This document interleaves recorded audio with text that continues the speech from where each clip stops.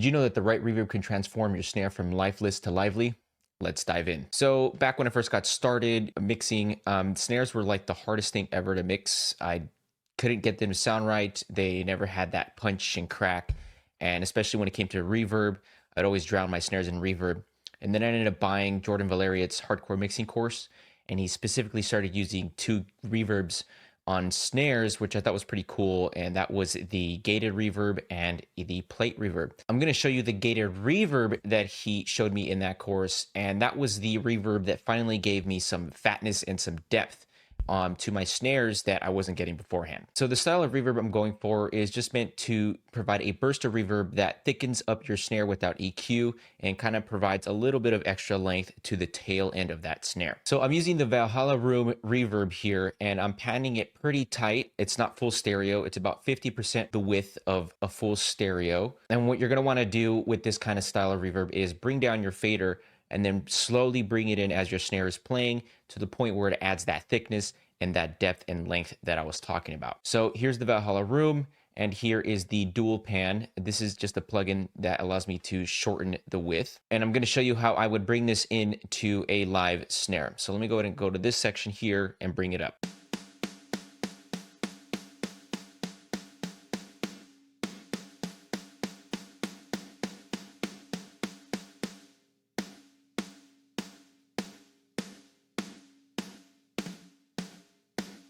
Now I'm gonna go ahead and mute it and I'm gonna unmute it, and I want you guys to pay attention to the extra length, but specifically the thickness. You're adding thickness without any EQ.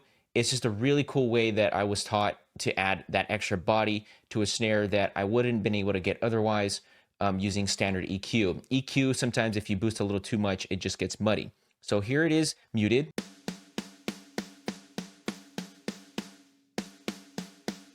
All right, now let's go ahead and pop that back in and now hear that extra thickness and body.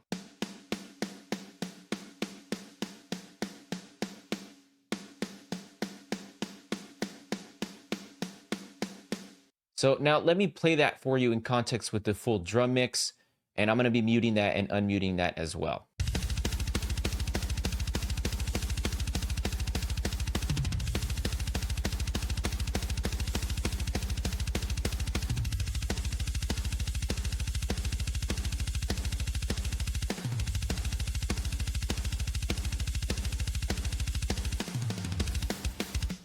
I was muting and unmuting that. You can definitely hear it. The snare was losing some body and it was actually lacking a little bit of that length and depth that you get from a reverb like this. Again, what you're going to want to do is use a gated reverb. This is the one of my choice, the Valhalla Room.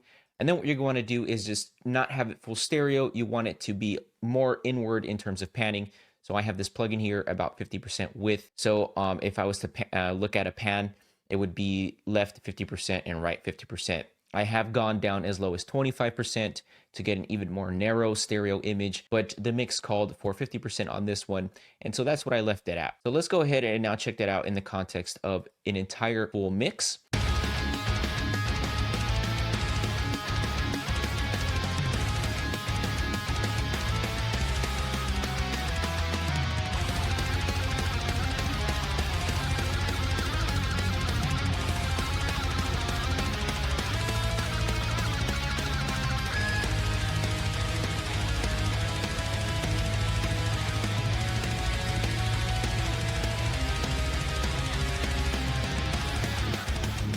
I don't know about you, but for me, it looks like when I mute it, a lot of the character of the snare tends to disappear and a lot of that body and depth goes along with it. So a question for you guys would be, are you guys using gated reverbs in your mixes? Let me know in the comments below to see how that sounds. I am very curious to see how many people use a technique like this. So if you found this video helpful, hit that like and subscribe button. It helps me more than you guys know. And leave any comments with your questions, concerns, anything like that, and I can see if I can get to help you guys out. Thanks so much, and I'll catch you guys in the next video.